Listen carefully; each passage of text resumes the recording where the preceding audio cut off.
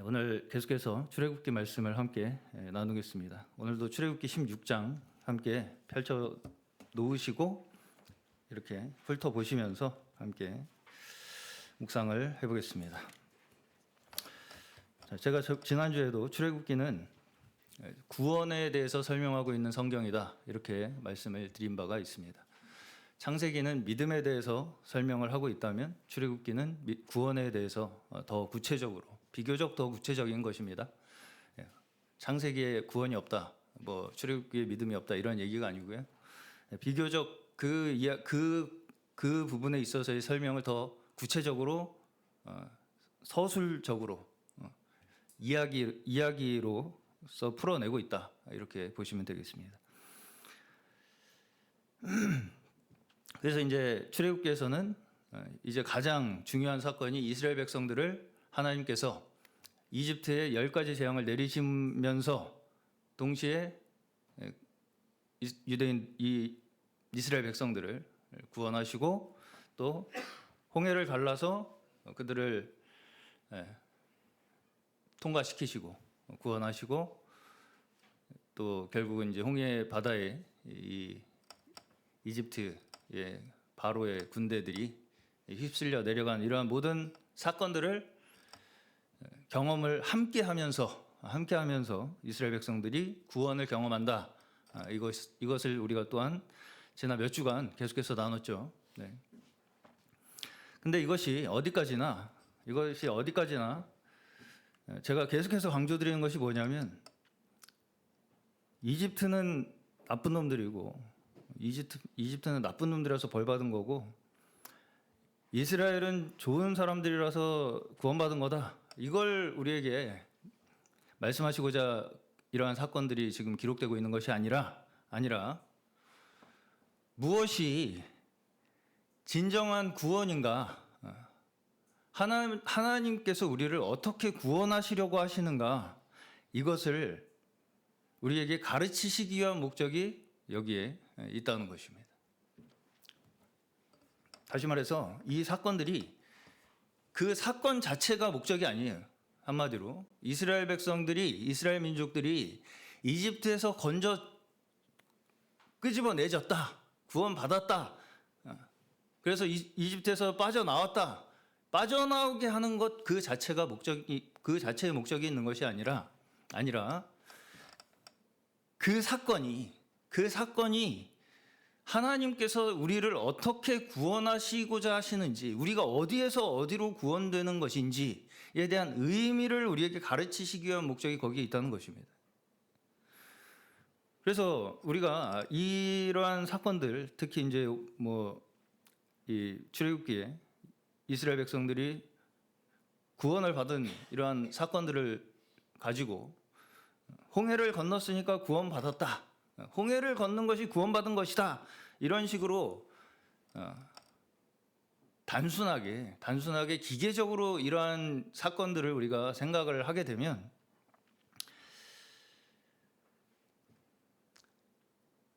실제 우리의 삶에서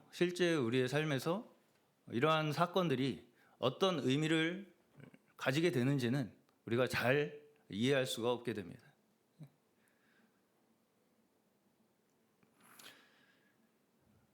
오히려 이 사건 이후에 하나님께서는 이스라엘 백성들에게 계속해서 뭘 되새기도록 하시느냐면 너희를 애굽에서 인도해낸 여호와 하나님을 기억하라고 말씀하시지, 너희 홍해 건너서 이집트 빠져나왔잖아, 이걸 기억하라고 하시는 게 아닙니다. 무슨 말씀인지 잘 이해를 하시기를 바랍니다. 거기서 잘 빠져나왔잖아, 이걸 기억하라는 것이 아니라 너희를 구원해낸 여호와 하나님이 너희를 구원해냈다. 이집트에서 너희를 끄집어냈다. 그분이 여호와 하나님이심을 기억해라. 이것을 우리에게 계속해서 말씀을 하신다는 것이죠. 자, 그럼 이런 모든 사건들의 목적이 결국은 뭐라는 얘기입니까? 우리를 단순히 어떤 억압에서 끄집어내는 것, 어떤 압제나 어떤 그 속박 가운데서 우리를 끄집어내는 그 자체만이 목적이 아니라 그 끄집어냄으로써 무엇을 우리에게 알려주시고자 하신다는 거예요? 하나님이 누구신가를 알려주시고자 한다는 거예요. 그냥 우리를 끄집어내는 것 자체가 목적이 아니고요. 우리를 누가 끄집어내셨느냐, 왜? 이걸 우리에게 말씀하시고자 한다는 것입니다. 자, 실제로 오늘 이제 저희가 나눌 출애굽기 16장은 이제 출애굽을 한 지, 이 이스라엘 민족이 출애굽을 한 지 한 달하고 이제 보름 정도가 지난 시점입니다. 첫 번째 16장 1절에 보시면 둘째 달 15일이다 이렇게 이제 나오고 있습니다. 15장 마지막에서는요, 15장 마지막을 저희가 나누지 않았었는데 15장 마지막에 어떤 사건이 있냐면 마라의 이제 쓴물이 단물이 되는 사건이 있습니다. 이스라엘 민족들이 홍해를 건너서 3일 동안 물을 마시지 못해요. 홍해를 건너고 나서, 그러고 나서 이제 이스라엘 민족들에게 원망이 첫 번째로 나오기 시작합니다. 그리고서 이제 여기서는 물이 없어서 원망이 나오죠. 그리고서 이제 16장 초반에서는 그 이후에 이제 한 달하고 보름 정도가 지난 시점에 먹을 것이 떨어져서 원망이 나오기 시작하죠. 계속 원망을 합니다. 자, 근데 이제 이러한 이스라엘의 원망에 대해서 하나님께서는 여기서 어떻게 지금 그들에게 답변을 하고 계세요? 만나와 외출하기로 답변을 하고 계시죠. 네. 자, 일단 처음 이렇게 광야에서 이스라엘 민족들이 닥친 이런 상황을 보면서 우리는 몇 가지 의문이 있게 됩니다. 첫 번째는 어떻게 이스라엘 백성들은 그렇게 엄청난 사건을 겪고 나서 10가지 재앙이라는 사건과 그 가운데서 이제 6월절을 지나서 홍해를 건너는 그런 엄청난 과정들을 거쳐서 하나님께서 구원하시는 그런 경험들을 겪고 나서도 이렇게 쉽게 원망을 할 수 있는가? 이것이 이제 첫 번째 의문이고요. 두 번째는, 자, 그러면 하나님께서는 그 정도로 그렇게 보여주셨으면 이제 좀 말을 들을 때도 되지 않았습니까?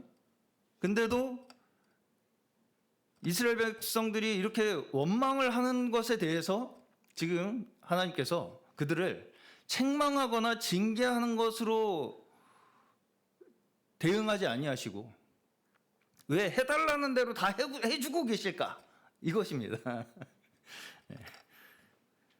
자, 실제로 조금 더 이제 시간이 흐른 뒤에 그들이 다시 원망했을 때는 그때는 심판을 행하시는 것을 볼 수가 있습니다. 자, 그러면 어떨 때는 심판하시고 어떨 때는 봐주시는 건가요?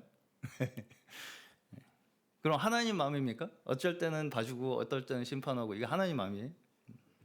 자, 우리가 생각하기엔 그렇게 하나님은 일관성이 없으시네. 그냥 마음대로 하시네. 이렇게 이제 생각이 들 수도 있습니다. 자, 그러나 제가 다시 한번 말씀드리지만 이 모든 과정들이 있죠. 과정.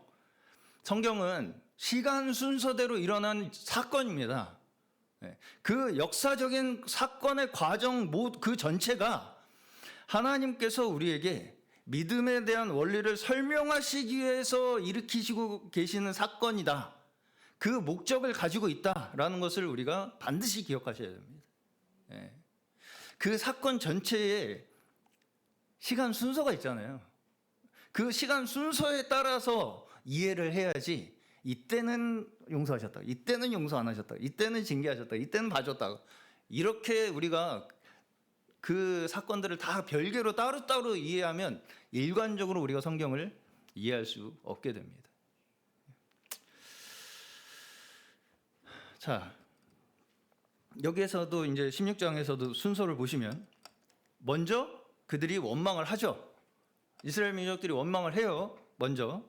그러니까 하나님께서 그들에게 만나를 주시면서 그와 함께 만나를 주심과 동시에 안식일을 명하는 것을 볼 수가 있습니다. 이것이 시간 순서예요, 지금. 그들이 배고플까 봐 하나님께서 먼저 만나를 주신 것이 아니라 그들이 원망을 하니까 그제서야 하나님께서 그들에게 만나를 주시면서 그 만나를 주심과 동시에 만나를 먹는 규칙이 있는데 거기에 안식일을 지켜야 한다는 명령을 하시는 것을 볼 수가 있다고요. 예. 이 순서를 잘 기억하셔야 돼요. 이 순서가 아무 의미가 없는 것이 아닙니다. 예. 자, 여기서 한 가지 반복해서 나타나는 것이 있는데 무엇이냐면 하나님께서 이스라엘 자손의 원망을 들으셨다는 거예요. 16장 7절. 아침에는 너희가 여호와의 영광을 보리니 이는 여호와께서 너희가 자기를 향하여 원망함을 들으셨음이라. 8절에도 있어요. 8절에도 모세가 또 이르되 여호와께서 저녁에는 너희에게 고기를 주어 먹이시고 아침엔 떡으로 배불리시니 이는 여호와께서 자기를 향하여 너희가 원망하는 그 말을 들으셨음이라. 그리고 9절에도 있어요. 모세가 또 아론에게 이르되 이스라엘 자손의 온 회중에게 말하기를 여호와께 가까이 나아오라. 여호와께서 너희의 원망함을 들으셨느니라. 그리고 이제 12절에도 나와요. 내가 이스라엘 자손의 원망함을 들었노라. 내가 이스라엘 자손의 원망함을 들었노라. 그들에게 말하여 이르기를 너희가 해질 때에는 고기를 먹고 아침에는 떡으로 배부르리니 내가 여호와 너희의 하나님인 줄 알리라 하라. 이렇게 말씀이 나오죠. 자, 앞뒤가 맞습니까 지금? 너희가 원망함을 들었으면 우리가 생각하기에는 이것들 다 아주 그냥 본때로 보여줘야 되잖아요. 뜨거운 맛을 보여줘야 되잖아요. 그렇죠? 네. 우리가 여기에다가 종교적인 어떤 명분을 앞세워서 생각을 하게 되면 이렇게 원망하는 놈들한테 왜 잘해주시냐 하나님은. 아주 그냥 몽둥이로 두드려 잡아야지 이런 것들은. 이렇게 생각을 하기가 쉽다는 것입니다. 종교적 명분을 앞세워서 생각을 하게 되면.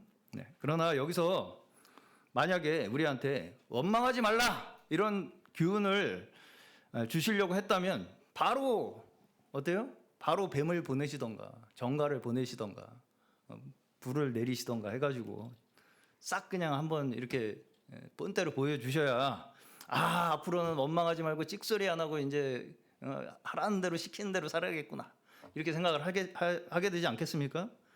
그런데 여기서 이상하게 하나님께서는 이스라엘의 원망에 대해서 책망을 하시는 것이 아니라 오히려 먹을 것을 주시는 것으로 그들의 원망을 수용해 주시는 것으로 나타납니다. 그렇죠? 그렇죠? 네. 지금 먹을 것을 주시는 것으로 그들의 원망을 수용하고 받아주시는 것처럼 나온다고요. 하나님께서. 네. 자, 그러면 원망을 해도 된다는 겁니까? 안 된다는 겁니까? 원망해도 돼요? 원망 좀 해야지 먹을 게 나옵니까? 우리는 벌써 이런 한 가지의 사건만을 가지고도 종교적 명분을 먼저 생각을 해요. 원망을 해야 되냐 말아야 되냐. 원망해도 되는 거냐 안 되는 거냐. 하면 뭐가 나오냐 안 나오냐. 이런 종교적 명분을 먼저 생각을 한다고요. 이런 사건을 대할 때. 자, 물론 모세의 말을 볼 때 그들의 원망이 옳은 것은 아니라는 것이 분명합니다. 너희가 이 원망이 하나님께 하는 것이다. 이렇게 모세가 이야기를 하고 있죠. 자, 근데 그럼에도 불구하고 그 원망을 들으셨기 때문에 너희에게 먹을 것을 주시겠다는 구절이 8절과 12절 두 번이나 반복이 돼요. 왜 그들에게 지금 먹을 것이 주어지고 있느냐면 그들의 원망을 하나님께서 들으셨기 때문이라는 거예요.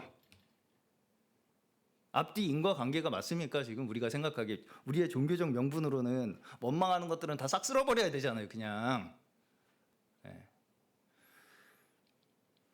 안 맞잖아요. 앞뒤가 안 맞잖아요. 원망하는 것을 하나님께 들으셔서 그들에게 먹을 것을 주셨다.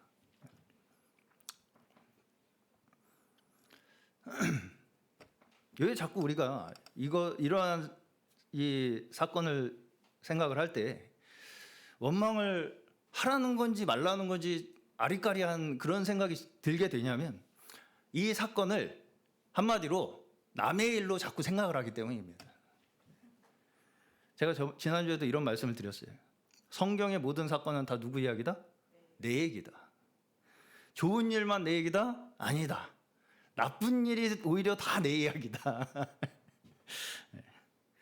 심지어 예수님을 팔아먹은 가룟 유다 얘기도 다 내 이야기로 보지 않으면 우리는 성경에서 아무것도 배울 수가 없게 됩니다.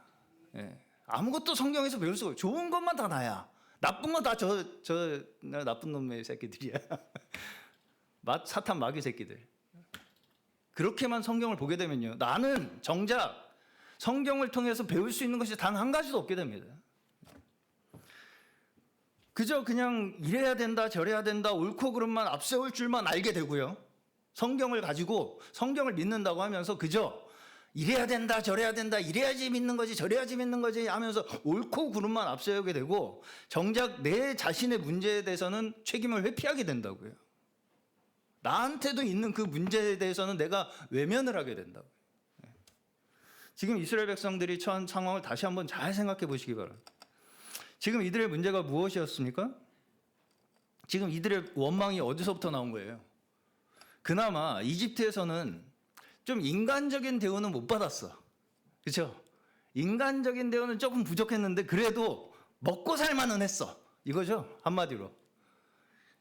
16절을 보시면, 16장 3절을 보시면, 이스라엘 자손이 그들에게 이르되 우리가 애굽 땅에서 고기 가마 곁에 앉아있던 때와 떡을 배불리 먹었던 때 여호와의 손에 죽었더라면 좋았을 것을.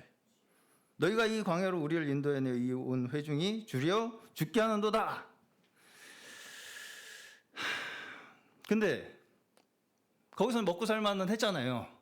좀 인간적인 대우는 좀 못 받았어도, 좀 일은 힘들게 했어도 먹고는 살만 했다고요. 근데 구원해 준답시고 해서 따라 나와 보니까 어때요? 이게 구원이냐 아니냐 모르겠다는 거죠. 한마디로 이게 지금 내가 구원받았다고 구원해 주겠다고 해서 그래서 따라 나왔더니 이게 구원이냐 진짜 이게 모르겠다 나는 이게 구원인지, 그 얘기죠. 그 얘기입니다. 그 상황에 지금 놓여 있는 겁니다. 지금 이스라엘 백성들이. 그렇죠? 자, 다시 말씀드리지만 구원은 어떤 상황이 변하는 것이 아닙니다. 상황이 더 나아지는 것이 구원이 아니에요. 근데 우리는 구원받은 증거를 자꾸 어디서 찾아요? 외부적 상황의 조건으로 자꾸 찾으려고 한다는 거예요. 여기서 이집트에서 고기 가마 곁에 앉아있을 때, 떡을 배불리 먹던 때, 이때가 지금보다 나았다 이거잖아요. 그렇죠? 그렇죠? 네. 이 상황, 내가 고기 가마 곁에 앉아있던 그 상황, 그 조건, 떡을 배불리 먹었던 그 조건, 그렇죠? 그 조건이 뭔가 더 나아지던지, 최소한 그거보단 덜해지는 건 이걸 가지고 나한테 구원이라고 하면 이게 내가 설득이 되겠냐 이게. 그런 얘기입니다. 지금 자신의 구원의 증거를 뭐하고 비교하고 있어요? 내가 전에 가지고 있던 외부적 조건과 자꾸 비교를 하고 있죠. 내 과거의 조건과 계속 비교를 하고 있죠. 그래서 뭔가 그 전보다 조건이 나아져야 구원이지. 그렇죠? 교회 다니면 세상 사람보다 좀 사업이 잘 된다던가 자식이 잘 된다던가 좀 최소한 예수 믿고 나니까 한 번도 감기 안 걸렸다던가 감기에 안 걸리기는커녕 지금 그렇죠.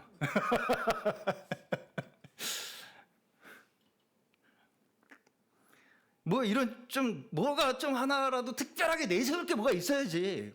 구원받았다고 내가 어디 가서 자랑이라도 할 텐데. 그렇지 않습니까?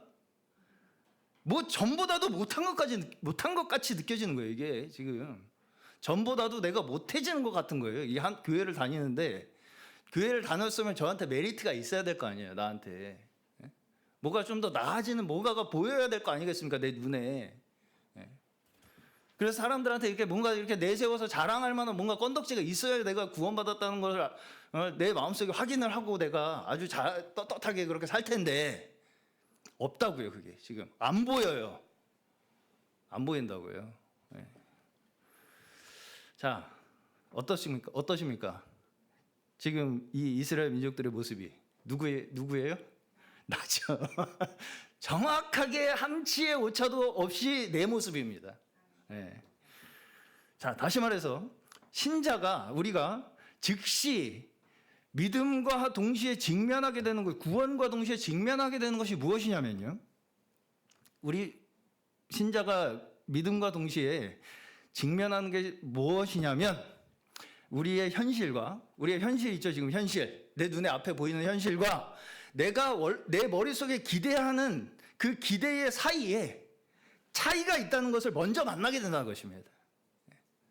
그것이 구원받은 다음에 그 신자가 먼저 느끼게 된다는 거예요. 차이가 있구나, 이게. 이 현실과 내가 바라는 어떤 기대하는 것과의 차이가 있구나, 이게. 자, 근데 이제 우리는 보통 이런 이제 구약의 이야기들을 다 알고 있다 보니까 이런 차이를 느끼는 것 자체에 대해서 굉장히 어떻게 생각을 하냐면 저것들은 믿음 없어서 그래죠. 그렇죠? 하나님 구원해 주셨으면 감사합니다 그래야지. 싸가지 없는 것들이 어디서 지금 평가질이야. 그렇잖아요. 그래서 굉장히 이런 것들을 죄악시하고 정죄감을 가지고 바라보게 된다고요. 이 차이를 내가 가지고 있다는 것 자체, 이 현실과, 그렇죠? 다 있잖아요. 없는 것처럼. 네, 그러지 마시고 있잖아요, 다. 내 지금 현실과 내가 지금 처한 현실과 내가 바라는 것과의 차이가 다 있잖아요, 우리 인생에. 네. 그렇죠? 네. 근데 그 차이에 대해서 우리가 그 차이를 느끼는 것 그 자체에 대해서 죄악시하고 정죄감을 가지고 스스로 생각을 한다고요. 세상을 바라보고. 자, 그럼 반대로 생각해 보겠습니다. 이집트에 살 때는 이 차이가 있었겠습니까? 없었겠습니까? 네. 자, 여기서 이제 명확한 대조가 하나가 있는데요. 이집트에 살 때도 이 차이는 있었습니다. 있었어요. 이집트에 살 때도 우리의 현실과 기대의 사이에 차이가 다 존재한다고. 어떤 사람이든 있습니다. 그거는. 그렇죠? 자, 근데 왜 이 차이를 느끼지 못하고 있을까? 이것이 문제입니다. 왜 이 차이를 느끼지 못했을까? 거기서는, 이집트에서는 먹을 게 있으니까. 한마디로 내 힘으로 그 차이를 극복할 수 있다고 하는 믿음으로 살고 있었기 때문이에요. 내 힘으로 그 차이를 나는 극복할 수 있다는 믿음으로 그 자신감으로 살고 있었기 때문에, 그 자신감 자체가 이집트입니다. 내가 내 힘으로 이 현실, 내가 처한 이 불만족한 현실을 내 기대만큼 끌어올릴 수 있다고 하는 믿음으로, 그 자신감으로 사는 것이 이집트라고요. 무슨 말인지 아시겠죠? 자, 세상에서는 자신의 기대를, 내 기대를, 내가 원하는 바를 현실화하는 것을 성공이라고 생각합니다. 맞습니까? 맞죠? 맞죠? 네. 세상에서는 내 마음속에 내가 원하는 바를 현실화하는 것이 성공이라고 생각을 해요. 그러고 살아가요. 그렇기 때문에 그 간격을 최대한 줄여나가는 사람을 성공한 사람이라고 얘기를 합니다. 그렇죠? 너는 꿈을 다 이뤘구나. 이거잖아요. 네. 그렇기 때문에 내 능력과 내 열정과 내 힘으로 이뤄낸 업적이나 성과와 같은 것들을 끝없이 추구하고 쫓아가면서 살기 때문에 이 간격 자체를 느낄 새가 없습니다.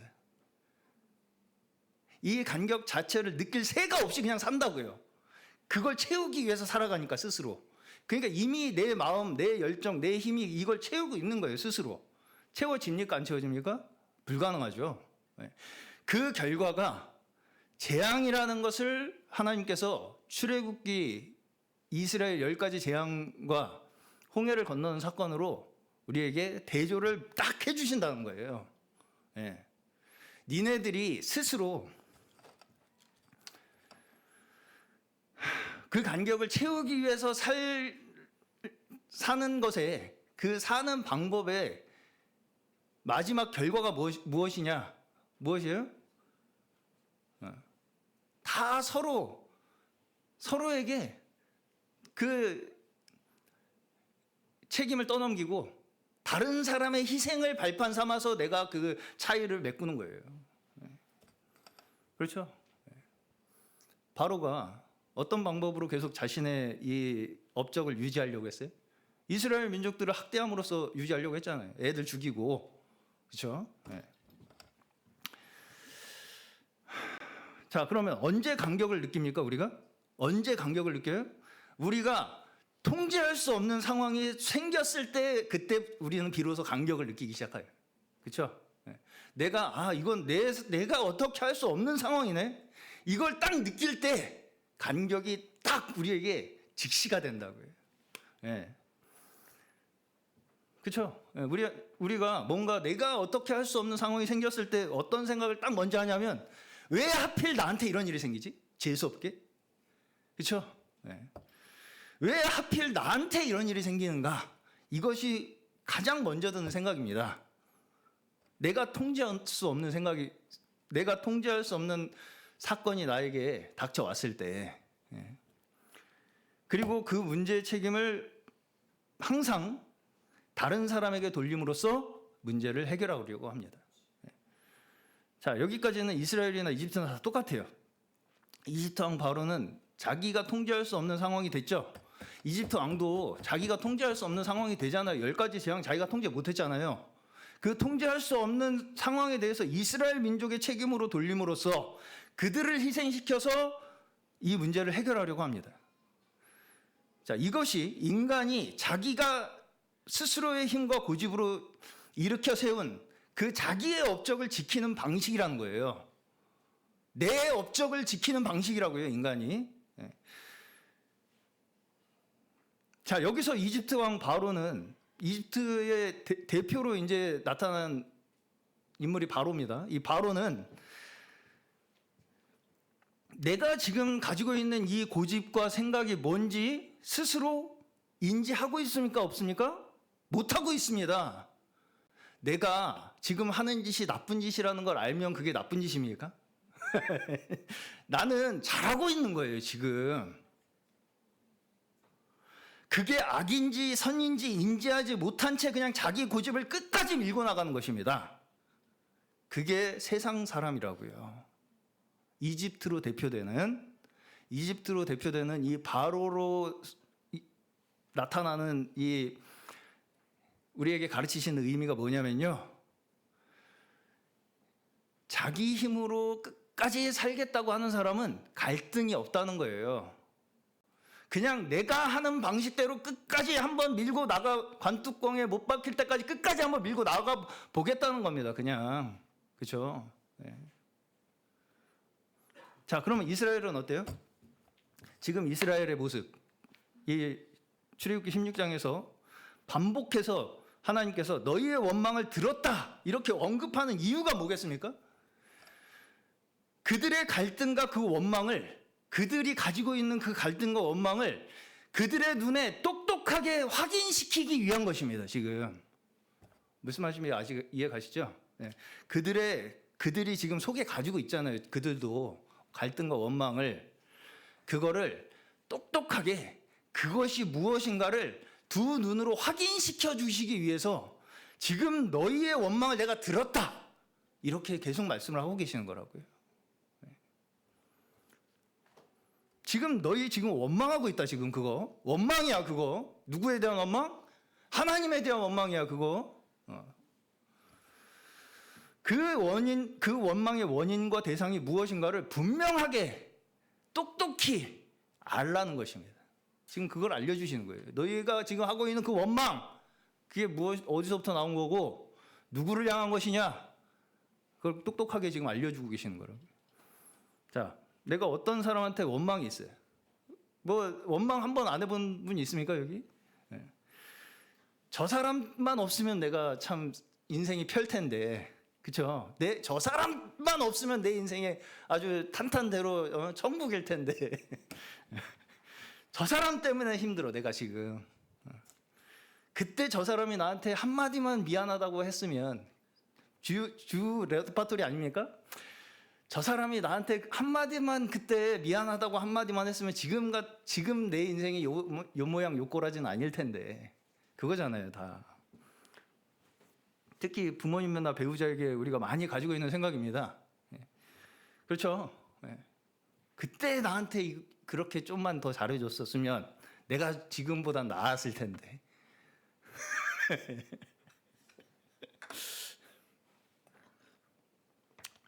자, 그런 마음을 가지고 있는 사람한테 그거 지금 당신이 생각하고 있는 그거 지금 당신이 가지고 있는 그 문제에 대한 원인을 다른 사람한테 돌리면서 원망하는 거야. 그렇게 얘기하면 기분 좋겠습니까? 기분 좋겠어요? 안 좋겠어요? 뺨싸대기 안 맞으면 다행이죠. 뺨싸대기 안 맞으면 다행이에요. 지금 나는 그 문제의 원인이 완전히 그 사람한테 있다고 생각을 하고 있는데 그 마음을 가진 나한테 너 지금 그 마음 원망하는 거야. 이렇게 얘기를 하면 뺨싸대기 안 맞으면 다행이라고요. 저는 모든 사람이 세상에 대해서 전반적으로 항상 이런 마음을 가지고 살고 있다고 생각합니다. 그래서 항상 문제의 원인이 어디 있다고 생각해요? 항상 다른 사람이 바뀌어야 이 문제가 해결될 거라고 생각해요. 다른 사람이 바뀌어야 이 문제가 해결될 거라고 생각을 한다고요. 우리는 다 누구나 지금 내가 가지고 있는 이 문제의 원인이 다른 사람한테 있어. 어떤 사람한테 있는데 그 사람이 바뀌면 이 문제가 해결이 돼. 이렇게 생각을 하고 산다고요, 다. 자, 근데 그 모든 우리의 생각들이 하나님께 대한 원망이야. 그게 결국은. 그러면 계속 그런 마음으로 살 수 있겠습니까, 우리가? 자기가 지금 가지고 있는 그 원망이라는 감정 있잖아요. 내가 지금 가지고 있는 그 원망이라는 감정 있잖아요. 그 감정 그 자체를 스스로 들여다보는 그 자체가 나 스스로의 힘으로 가능하다, 불가능하다? 불가능하다는 겁니다. 불가능해요. 불가능하죠? 내가 지금 원망하고 있다는 걸 내가 스스로 자각한다는 게 불가능하다고요. 거기에 내가 한번 딱 몰입이 되기 시작하면, 꽂히기 시작하면 그거 아니면 해결이 안 됩니다. 해결 안 돼요. 스스로 깨달을 수 있어요, 없어요? 못 깨닫습니다. 내가 지금 원망으로 가득 차서 살고 있는지 없는지 내 스스로의 힘으로는 절대 못 깨닫는다고요. 자, 다시 말해서 광야는 뭐예요? 광야는 내가 누구인가를 곧바로 들여다보도록 해주는 장치입니다. 내가 얼마나 앞뒤 없이 생각을 가지고 그냥 불평불만이 나의 힘이라고 생각하고 살아가던 자인가를 그대로 민낯으로 보여주는 자리가 광야라는 거예요. 내가 얼마나 앞뒤 없이 맥락 없이 논리 없이 그냥 덮어놓고 우기면서 이거 다 네 책임이야 이러면서 살았던 사람인가, 이걸 그대로 보여주는 자리가 광야라고요. 자, 물론 그런 말을 들을 때 우리는 아프고 쓰리죠. 아프고 쓰립니다. 찔립니다. 자꾸 찔려요 지금. 저도 찔립니다. 그러나 그 자리가 구원의 자리라는 거예요. 그게 희한한 겁니다. 우리가 이해하기 어려운 부분이 그 자리가 구원의 자리라는 거예요. 그 과정, 그 모든 과정 자체가 구원의 증거라고 지금 우리에게 말씀하시는 거예요. 무슨 과정? 광야에서 내가 얼마나 내 고집으로 그냥 덮어놓고 막 내 뜻대로 밀어붙이면서 살려고 했던 인간인가를 곧바로 들여다보도록 하는 그 광야, 그 과정 자체가 구원의 증거라고요. 구원의 증거라고요. 자, 그러면서 그와 함께 동시에 만나를 주시죠. 만나의 뜻이 뭐예요? 만나의 뜻이 뭡니까? 이것이 뭐냐? 이것이 뭐냐? 그렇죠? 그들이 그 이후에 광야 40년 동안 먹은 것이 이것이 뭐냐 하는 만나였습니다. 뭔지를 모르는 거를 40년을 먹고 살았어요. 그렇죠? 그런데 자, 이제 순서를 계속 다시 한번 생각해 보세요. 그 만나를 먹게 하심으로써 하나님께서 뭘 주시겠다는 거예요, 지금? 그들에게 안식을 주시겠다는 거예요. 그 내가 알지 못하는 양식을 먹게 하심으로써 나에게 안식을 주시겠다는 거예요. 그 전에는 내가 뭘 먹고 있었는지 명확하게 알고 있었죠. 고기 가마에서 떡을 먹고 있었잖아요. 내가 내 힘으로 내 손으로 벌어먹고 살던 그 명확하게 알던 세계에서 이게 뭐지? 이게 뭐야? 하는 그걸 먹음으로써 우리에게 안식을 주시겠다는 거예요. 자, 처음부터 다시 되돌아 보겠습니다. 하나님께서 세상 우주 만물을 창조하셨죠. 하나님께서 세상 우주 만물을 우리가 만들었어요, 세상? 아니죠. 네, 하나님께서 만드셨어요. 다시 말해서 우리가 알지 못하는 양식들을 이미 하나님께서 먼저 다 준비해 놓으셨다는 거예요. 우리가 먹고 살기 위해서 내가 내 힘으로 만들어낸 것이 단 한 가지도 없습니다. 우리 입으로 들어가는 것 뭐 한 가지라도 요리나 좀 할 줄 알지. 그걸 만들어낼 수 있어요? 없죠? 없죠. 그게 뭐예요? 뭐예요, 그게? 사과가 뭡니까? 사과 뭐예요? 사과 설명해 주세요, 저한테. 사과가 뭔지. 쌀이 뭔지.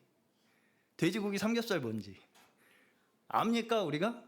내가 이해해서 그걸 그게 먹을 게 됐어요? 태어날 때부터 그게 내가 그걸 먹을 것이라는 걸 알았습니까? 만일 외국에 지금 나가서 어떤 음식을 처음 먹게 되면 뭐라 그러겠습니까? 맞나? 맞나? 그러겠죠? 이게 뭐지? 그렇죠? 네. 자, 근데 그게 그냥 호기심이 아니라 단순한 호기심이 아니라 진짜 지금 배고파 죽을 지경이야. 그런 상황이 됐을 때는 이게 내가 뭔지 알고 모르고 간에 일단 먹고 보겠죠?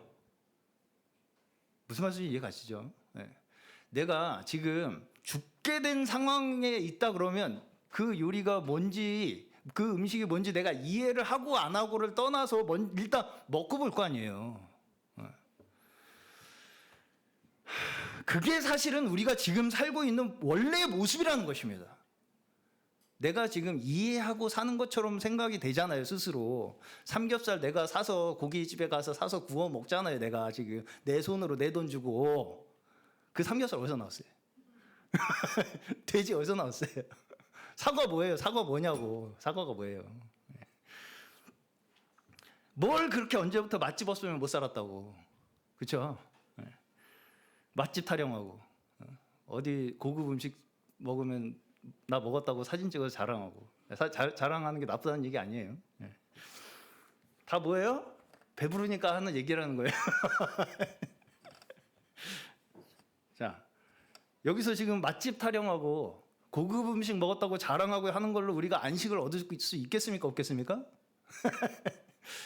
그걸로 안식을 만들 수 있어요? 없어요? 우리가? 왜 우리가 안식을 못 얻습니까? 거기서? 어느 것 하나 내가 만들어낼 수 있는 것이 근본적으로 없기 때문입니다. 그렇죠? 그렇죠? 이게 뭐지? 이게 뭐지? 그 자체가 내 힘으로만 사는 것이 불가능하다는 것을 말하고 있는 거예요. 그렇죠? 맞나? 이게 뭐지? 이거 자체가 내 힘으로 사는 것이 불가능하다는 것을 우리에게 얘기하고 있다는 것입니다. 자, 우리는 내가 알고 내가 스스로 이해하는 만큼 내가 살아서 내가 스스로 구원을 하고 내가 스스로 안식을 만들어낼 수 있을 줄로 생각하면서 살아갑니다.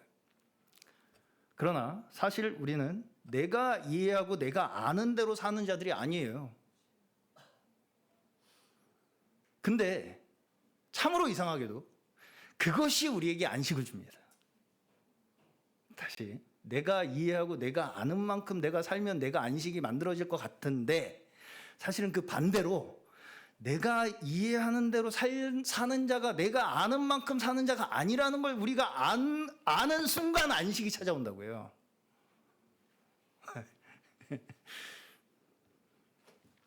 자, 안식일에 대해서 제가 요한복음을 나누면서 금요일에 2차례에 걸쳐서 설명을 했습니다. 그래서 조금 더 자세히 듣고 싶으신 분은 금요일 요한복음 말씀을 들어보시기를 바라겠습니다. 자, 안식일의 기원이 뭔가요? 안식일이 처음 어디서부터 나와요? 창세기 2장에 6일간 1장 2장에 6일간 창조를 하나님께서 마치시고 하나님께서 7일째 안식하셨다 하는 것이 안식일의 기원이죠. 자, 근데 이걸 가지고 또 어떤 분들은 안식일 안 지키면 구원 못 받는다 이렇게 이제 주장하시는 분들이 또 있습니다. 아주 유명한 이단 단체입니다. 자, 그러면 안식이라는 그 근본적인 의미가 무엇이겠습니까? 안식일의 그 근본적인 의미가 뭐예요? 성경 한 구절만 이제 마지막으로 보고 마치겠습니다. 마가복음 2장 23절에서 28절입니다. 마가복음 2장 23절에서 28절. 앞에 마이크 혹시 좀 켜주시면 읽어주시겠어요?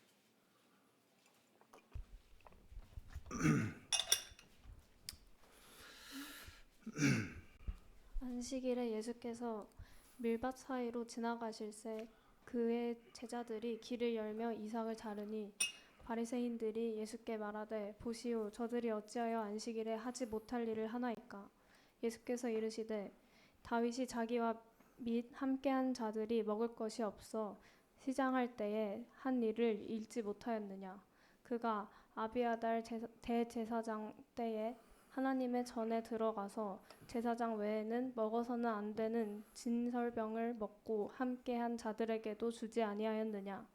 또 이르시되 안식일이 사람을 위하여 있는 것이요 사람이 안식일을 위하여 있는 것이 아니니 이러므로 인자는 안식일에도 주인이니라. 아멘. 아멘. 자, 예수님과 바리새인들 사이에 주로 시비가 걸리는 문제가 안식일이었습니다.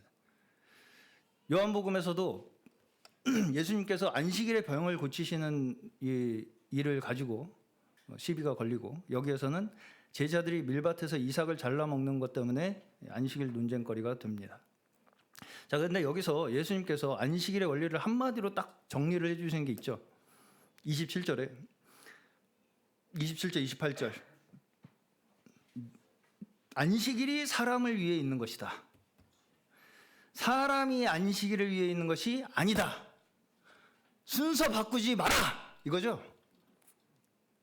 그 순서 못 뒤집는다. 이거죠. 그렇죠. 네. 내가 안식일의 주인이다. 네. 사람을 위해 하나님께서 주신 것이 안식일이라는 거예요. 사람을 위해서 하나님께서 주신 게 안식일이지, 안식일을 지키기 위해서, 안식일을 만들어내기 위해서 사람이 존재하는 것이 아니다. 무슨 말씀인지 아시겠죠? 네. 다시 말해서 안식일을 지킨다는 종교적 명분, 안식일을 지킨다고 하는 종교적 명분, 그것이 안식을 만들어낼 수 있다 없다? 없다. 없습니다. 네. 그건 이 원리는 안식일뿐 아니라 그 어떤 것에도 마찬가지입니다. 아무리 종교적으로 옳고 좋은 일이라 할지라도 그 어떤 일이라도 그 일의 근원이 내가 될 수는 없다는 것입니다. 내가 만들어내는 것이 아니라는 거예요. 그 모든 것이 다 나를, 사람을 위해서 하나님께서 주신 거라는 거예요. 그러면 예수님께서 어떻게 안식일의 주인이 되시는 것입니까? 여기에서 예수님께서는 다윗이 하나님의 전에 들어가서 먹으면 안 되는 성전의 음식을 먹은 사건, 그것과 지금 제자들이 안식일에 밀 이삭을 잘라 먹는 일이 원리상 같다는 얘기를 하고 계시는 거예요. 그렇죠? 다윗이 배가 고파서 성전 음식을 먹은 거, 그리고 제자들이 배가 고파서 밀이삭을 잘라 먹은 거, 이거는 비슷하죠. 그런데 성전과 안식일이 어떻게 연결이 됩니까? 이게 연결이 돼야 되는 거죠. 여기서 공통된 한 가지 원칙이 무엇이냐면요, 공통된 한 가지 원칙, 성전과 안식일, 이 두 가지를 지금 예수님께서 동일시 하시잖아요. 이 성전과 안식일 모두가 다 공통적으로 우리를 살리기 위해서 주신 것이라는 거예요. 우리를 죽이기 위해서 주신 것이 아니고요. 너 안 지키면 죽을 줄 알아? 이게 아니고요. 너 이걸 통해서 살아라! 이 순서 뒤집지 마라! 그 얘기입니다. 무슨 말씀인지 아시겠죠? 네.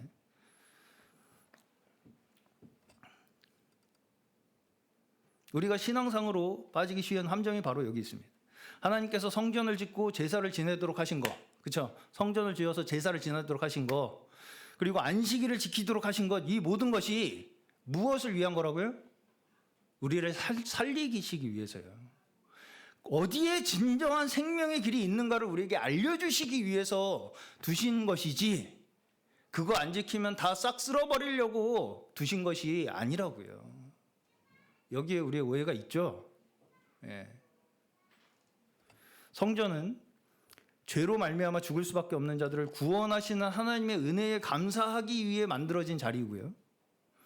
안식일은 우리가 살아갈 수 있도록 모든 것을 우리에게 허락하시고 함께하시고 인도하시는 하나님과 함께하는 시간입니다. 그리고 이 모든 것이 하나로 통합되어서 나타난 것이 뭐예요? 예수 그리스도죠. 예수 그리스도예요. 예수 그리스도를 통해서 우리는 죄로 말미암아 죽을 수밖에 없던 우리를 구원하셨으며 그 모든 것을 우리를 위해서 하나님께서 이미 이루어 주셨다고 하는 믿음이 우리에게 주어지기 때문에 안식할 수 있게 되는 것입니다. 그렇기 때문에 안식일에도 주인이다 이렇게 말씀을 하시는 거예요. 여기 28절에 보시면 인자는 안식일에도, 그러면 안식일에도 라면 어떤 것에도 다른 것 모든 것에도 다 주인이다. 안식일도 주인이다. 그리고 그렇죠? 네. 우리의 문제는 어디에 있어요? 내가 하는 것에 있습니다. 내가 하는 거. 이거 내가 하는 거예요. 이거 내가 하는 거. 뭐든지 내가 해서 내가 만들어내야 직성이 풀리는 그 본성이 우리에게 다 있습니다. 안식일도 내가 지켜서 내가 얻어내야 되는 거고 제사도 내가 드려서 내가 구원을 받는 거죠. 자, 그러나 교회를 만드는 것이나 안식을 만드는 것이나 구원을 만드는 것이나 다 사람이 만들어내는 것이 아닙니다. 하나님이 우리에게 주신 선물이에요. 이걸 우리가 끝까지 우리의 믿음으로 간직하시기를 축원합니다. 그 모든 것이 하나님께서 우리에게 하나님이 어떠하심을 우리에게 나타내시기 위해서 주신 선물이에요. 어떠하심이요? 생명을 주시고 늘 우리와 함께 하시고 우리를 돌보시고 인도하시는 아버지이심을 나타내시기 위해 주신 축복의 길인 줄로 믿으시기를 축원합니다.